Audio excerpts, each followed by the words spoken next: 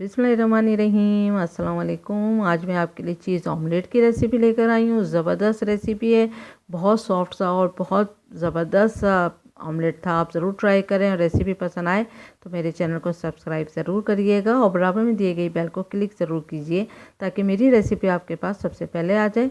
अब आते हैं रेसिपी की तरफ। तो यहाँ मैंने 3 बड़े साइज़ के अंडे लिए हैं। अगर ये छोटा साइज़ का अंडा होता मैं 4 अदद अंडे लेती, क्योंकि ये बड़ा साइज़ है तो यहाँ मैंने 3 अदद अंडे का इस्तेमाल किया है, क्योंकि उसी हिसाब से फिर इसमें वेज जाएगी। तो जो सब्ज़ियाँ हम डालेंगे वो अंडे के हिसाब से डालेंगे। तो आप जल्दी से आइडिया लगा सकते हैं, शायद कैमरे में इतना क्लियर ना पता चले कि ये अंडा बहुत बड़े साइज़ का था। अब यहाँ पर मैंने छोटे वाले साइज़ का टमाटर लिया था, उसको बारीक बारीक काट लिया है। और अगर छोटे साइज़ का हाफ़ टमाटर काट के डालें या फिर 1 टेबल स्पून फुल भर के डालें। यहाँ पर हरी प्याज जाएगी 1 टेबल स्पून बारीक कटी हुई। हरा धनिया जाएगा बहुत बारीक कटा हुआ 1 टेबल स्पून फुल भर के, लेकिन हरी प्याज का ही वाइट वाला पार्ट जाएगा 1 टेबल स्पून बारीक काट के। शिमला मिर्च जाएगी हरी वाली 1 टेबल स्पून बारीक बारीक काट के।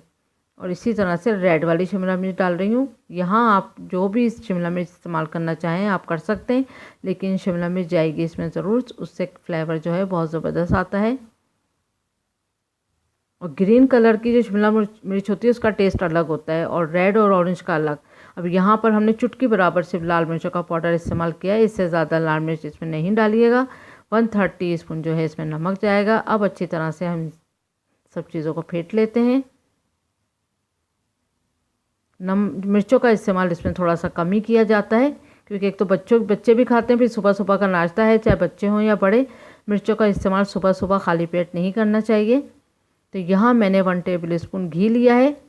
आप चाहें तो मक्खन और तेल में भी इसको कुक कर सकते हैं। घी अच्छा सा मेल्ट हो जाए और गर्म हो जाए, फिर हम इसमें ये आमेज़ा डाल देंगे। बहुत हल्की आंच पे हमने इसको कुक होने देना है।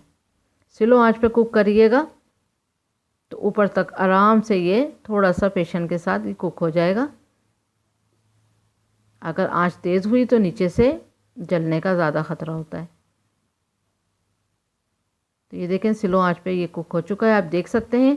ऊपर से हल्का सी लेयर जो है अभी कच्ची है, बस इसको हम पलट देंगे। बस पलटने के बाद हमने इसके नीचे भी थोड़ा पकाना है। हमने 1 से 2 मिनट हमने इसको पकाया, फिर इसको पलट देंगे और उसके बाद फिर हम इसमें चीज़ डालेंगे। चीज़ आप यहाँ पर अपनी मर्ज़ी के हिसाब से यूज़ कर सकते हैं, चाहे तो आप फुल कप यूज़ करें, हाफ़ कप करें, 1/3 1/4 कप यूज़ करें। यहाँ पर मैंने तकरीबन हाफ़ कप से थोड़ी ज़्यादा ही लिए। अब चाहें तो आप ऑमलेट को इसी तरह रहने दो, लेकिन ढक दें। ढकने से ये हो जाएगा कि ये जो चीज़ है ये मेल्ट हो जाएगी। लेकिन अगर आप ना ढकना चाहें तो आप इसको मैं इसको जैसे एक तह दूँगी तो इसी तरह से आप भी ये इस तरह से फोल्ड कर दें, तो चीज़ भी अच्छे से मेल्ट हो जाएगी और ये अच्छा सा ऑमलेट जो है रेडी हो जाएगा। थोड़ा सा हम इसको पकाएंगे तकरीबन 1-2 मिनट तक। आंच को हमने स्लो ही रखना है। ये देखें चीज़ जो है मेल्ट होना शुरू हो गई है, आप देख सकते हैं साइडों से। तो थोड़ा सा इधर पकाएंगे, फिर उसके बाद हम इसको डिश आउट कर लेंगे। ये देखें चीज़ जो है वो अच्छे से मेल्ट हो चुकी है, साइड से निकल रही है और ज़बरदस्त सा कलर भी आ गया है ऊपर। तो ज़रूर ट्राई करें, बच्चों को भी बहुत अच्छी लगेगी, बड़ों को भी अच्छी लगेगी। मिर्चें इसमें बिल्कुल नहीं डालिएगा, चुटकी बराबर पर अच्छा सा फ्लेवर आ जाएगा उससे, इसलिए थोड़ी सी मिर्च ज़रूर डलेगी, इससे ज़्यादा मिर्च का इस्तेमाल नहीं होगा। ये देखें कितनी ज़बरदस्त सी इसकी शक्ल है और ज़रूर इसको ट्राई करें। उम्मीद करती हूँ आज की रेसिपी आपको ज़रूर पसंद आई होगी। Thank you for watching. अपना ख्याल रखें। अल्लाह हाफिज़।